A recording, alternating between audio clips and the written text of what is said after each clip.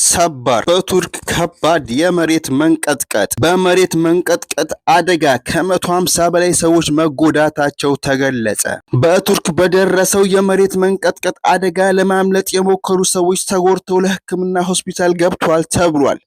በሬክተር ስኬል 6.2 በተመዘገበው በዚህ አደጋ በድምሩ 16 ሚሊዮን ሕዝብ የሚኖርባቸው 3 ከተሞች ማካለሉ ተዘግቧል። ቱርክ በተደጋጋሚ የመሬት መንቀጥቀጥ ከሚከሰትባቸው ሀገሮች አንዷ ናት። በቅርብ በተከሰተው የመሬት መንቀጥቀጥ አደጋ ከ36,000 በላይ ሰዎች መሞታቸው የሚታወስ ነው። የሟቾች ቁጥር ለመብዛቱ ዋናው ምክንያት የኮንስትራክሽን ጥራት ጉድለት መሆኑ ይታወሳል።